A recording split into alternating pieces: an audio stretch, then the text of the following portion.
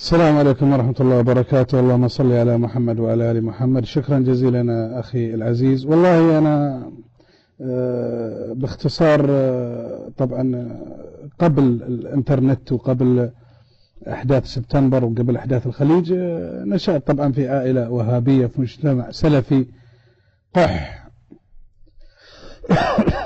عفوا، وكنت في جماعة التبليغ وهي إحدى الجماعات المتشددة زي جماعة السلفية، زي جماعة التكفير والهجرة وغيرها من الجماعات. بعد أزمة الخليج طبعا وأحداث العراق وما العراق بدأت تتضح مسألة بدأت تتضح مسألة التكفير وما التكفير واتهام السلفية بالتكفير، ويعني جذبت أنظار العالم يعني المسألة هذه. فأنا يعني كنت راجع نفسي ببعض المسائل. طبعا أنا كنت من أشد يعني أبغض ناس عندي هم كانوا الشيعة. أبغض ما خلق الله على وجه الأرض الشيعة، وكنت أوزع سيدي اسمه سيدي سرداب. والله العظيم أقسم بالله سيدي طبعا يذكر فيه أن الشيعة هم أعداء الدولة الإسلامية، وأنهم على مدى التاريخ هم ذريعة اليهود وذريعة عبد الله بن سبأ. ويعني هذا هو أنت يعني الحين مثلا أنت لما تتربى في مجتمع ويقولون لك هذول أعداء الله، هذول أعداء الدين، هذول يكرهون الرسول، هذول يعبدون علي، هذول يقولون أنه جبريل نزل وخان الرسالة بدل ما يعطيها علي وأعطاها لمحمد، هذول يعتقدون القرآن محرف، هذول يكرهون عائشة، هذول عندهم كذا وكذا في بعض الأشياء. طبعا اسمحوا لي ما أقدر أذكرها صراحة لدناءة الكلام، عجيب صراحة عجيب. فطبعا بدأت أراجع نفسي وتركت طبعا أيامها كنت مؤذن في مسجد، تركت السلفية وانطويت على نفسي طبعا، وصرت أقرأ وأراجع تسلم عزيزي، أراجع وأبحث طلعت على كتب الأزهر، على كتب الشعراوي، طنطاوي، غيره من علماء الأزهر. لقيت إنه يخالفون، إنه مو حنا السنة. المشكلة أنا خرجت في مدارس وفي صلاة الجمعة أنهم يقولون نحن أهل السنة، نحن أهل السنة، نحن أهل السنة، واكتشفت أن أهل السنة يختلفون عنا. يعني وين السنة، حنا ولا هم هذول يقولون عن ذولاك أنهم هذولك صوفية، وأنهم غير متمسكين بالدين، وأنهم متعلمين، وأنهم باعوا دينهم، وأنهم بينما هذولك يتهمون حنا بالتشدد والتكفير والإرهاب أخذت كتب، راجعت كتب منها الفقه على المذاهب الأربعة، الإمام الجزيري، قرأت بعض كتب الفقهية بعض يعني. فعندي أصبحت المسألة فيها شك يعني صراحة، يعني خاصة في مسائل كثيرة فقهية وعقائدية، وخاصة في مسألة التكفير ما التكفير. أعجبت المذهب الشافعي وقرأت الإمام الشافعي كتاب الأم، وقرأت كتب كثيرة من كتب الشافعية. عرفت الصوفية، وجدت روحانية في الصوفية، أحببت الصوفية صراحة. أعجبت بالزيدية في النهاية، يعني قبل حوالي 3 سنوات أعجبت بالزيدية، وذهبت إلى اليمن، وذهبت إلى صعدة وقابلت علماء من الزيدية، وذهبت إلى صنعاء القديمة في باب اليمن، في صنعاء القديمة في مسجد الكبير، في هناك مجلس الزيدية، وفي علماء الزيدية في اليمن كبار اليمن يتواجدون هناك. مها الإسلام حياك الله مها. وجدت الزيدية جدا من أفضل المذاهب اللي مرت. أنا كل ما أجد فضيلة عند الشيعة، عند الإمامية الاثني عشرية أهرب، كل ما أجد عندهم فضيلة أهرب، أقول هذه موجودة عند الزيدية، هذه موجودة عند الصوفية، يحبون أهل البيت. طيب الصوفية يحبون أهل البيت، طيب يقولون الإمام علي أفضل من أبو بكر، طيب حتى الزيدية يقولون الإمام علي أفضل من أبو بكر. كنت أهرب من، يعني كان أبعد ما يكون في مخيلتي أني أذهب لهذا المذهب الذين يعبدون القبور، والذين مشركين بالله، والذين هم أصلا يتبعون الدين المجوسي. طبعا هذا حسب فهمي ذاك الوقت. أنا أتكلم ناقل الكفر ليس كافرا، أنا أتكلم عن مفهومي في ذاك الوقت. انتقلت طبعا بحكم العمل، انتقلت إلى المنطقة الشرقية، واحتكيت بالشيعة أول مرة في حياتي، من القطيف ومصفوة ومن شكرا جزيلا أخي، إلى المنطقة الشرقية، ورأيت الشيعة لأول مرة في حياتي.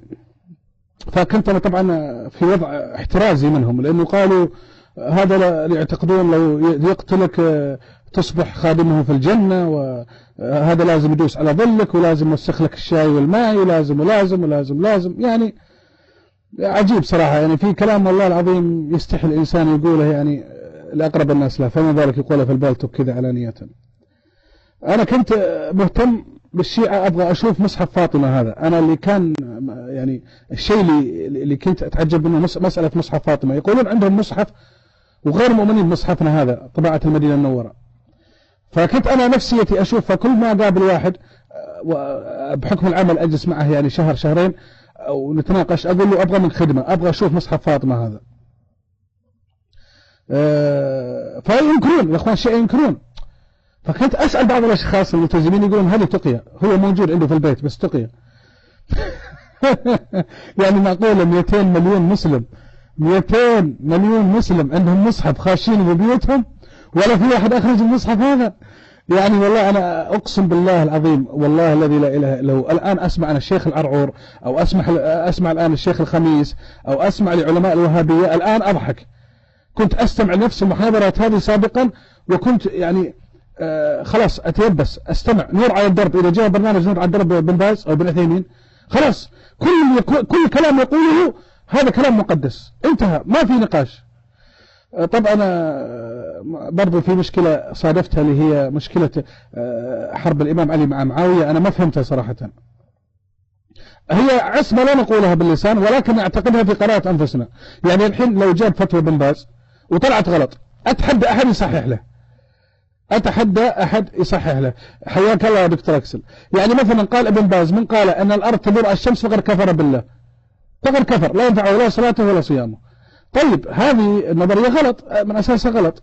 فأتحدى أي واحد شيخ وهابي كبير ولا صغير أن يراجع ابن باز في المسألة هذه أو يرد على ابن باز. أنا أتحدى، شوف أنا أتحدى، ما يقدرون، لأنه عندهم هم اعتقاد عصمة. هؤلاء يعتقدونهم معصومين، هم يعتقدون بعصمة الصحابة، ويعتقدون أن الصحابة أفضل من النبي. يعني هذه حقيقة، يعني وإن لم يقولوها بألسنتهم لكن واقع الحال. يعني لما عمر بن الخطاب يحرم المتعة أو يجمع صلاة التراويح ويناقض أمر الله ويناقض أي لحوم العلماء مسمومة. المشكلة تريش المشكلة يا نجم، يعني كل ما أسأل عن مسألة معاوية وعلي يقولون أولئك قوم قد ماتوا لهم ما كسبت وعليهم ما اكتسبت، المصيب له أجرين والمخطئ له أجر. فكانوا يدلسون علينا بالمسائل هذه.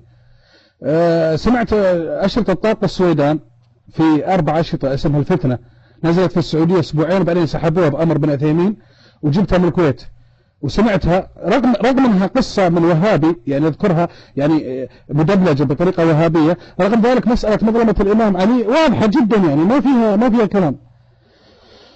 طبعا أخذت بعض الكتب وصرت أراجع.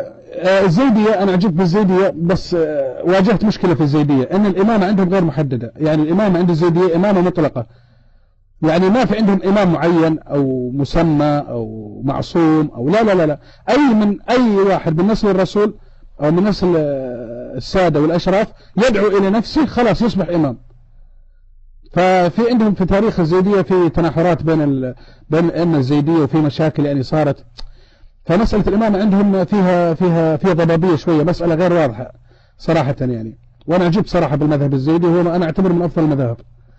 لكن عندما تعرفت إلى المذهب الإمامي وجدت أنه هو نهاية الطريق. هو يعني هو اللي يحل لك كل مشاكلك. كل المسائل اللي عندك مخربطة والمشاكل اللي عندك في التاريخ وفي مسألة الصحبة والصحابة تجد أن حلها عند الإمامية. والدليل على أن الإمامية مذهب قوي أنه صمد كل هذه الفترات التاريخ منذ السقيفة، أو منذ إن قال عمر بن الخطاب للنبي اتركوه إنه يهجر كفانا كتاب الله حسبنا كتاب الله. ومذهب أهل البيت هو المذهب المظلوم على مدى التاريخ، وتعرض لتشويه تاريخي وإعلامي وسياسي وتكذيب. أمر عجيب صراحة. يعني أنا أحاول أن أكفر عن ذنوبي وأدعو الآن إلى المذهب أهل البيت. طبعا في حديثين واضحين، يعني في وضوح الشمس. إذا سألني أحد بعدين يقول إيش العلامة أو إيش العلامة الواضحة في طريق الاستبصار، هو حديث الثقلين وحديث غدير خم، حديث الولاية. هذه الحديثية مهما حاول أهل السنة أو الوهابية السلفية أن يكذبوا أو يضعفوا أو يؤولوا أو يحرفوا أو يدلسوا فيهما لن يصلوا إلى حل، لن يصلوا إلى نتيجة، يعني مستحيل. مسألة واضحة، الله ولي، ألست أولى بكم من أنفسكم؟ قالوا بلى رسول الله، قال من كنت وليه فعلي وليه.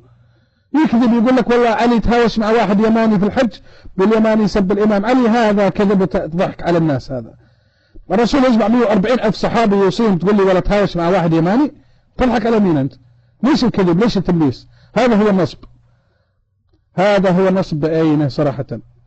فأنا صراحة أول ما دخلت البالتوك قبل حوالي 6 شهور بدون ذكر أسماء الغرف، أنا كنت أدخل غرف الشيعية وأناقش وأزعل وآخذ وأعطي، لكن وجدت ترحاب من الشيعة. لما أدخل أنا غرف الشيعة وأقول لهم إني أنا سني وإني أفضل أبو بكر على علي، وأناقش في مسألة عصيان عائشة أو مسألة قتل عثمان أو أي مسألة في مسائل الخلافية، أجد الترحاب وأجد الاحترام المتبادل. بينما لما أدخل أقسم بالله العلي العظيم الذي لا إله إلا هو إني كنت سني باقي سني، وأذهب إلى رماة السنة وأسألهم عن بعض المسائل، اطلبوا هذا الشيعي، اطلبوا هذا الكلب، هذا الرافضي، اطلبوا هذا المجوسي، هذا الشيعي. يا ناس أنا سني، يا عالم، يا بشر، أقسم بالله الذي لا إله، أنا سني ماني شيعي، بس أبغى أفهم أنا كيف يزيد كيف فعل ببنات الرسول الأكرم صلى الله عليه وسلم هذه المسألة. لا أنت كلب، أنت متخفي، أنت أقسم بالله أنا سعودي وقبيلي يا عالم، أنا من قبيلة مشهورة في السعودية، من أكبر القبائل السعودية. لا هذا أكيد يامي، هذا نجراني، هذا إسماعيلي، هذا خبيث، اطلبوا هذا الخبيث. إننا لله راجعون.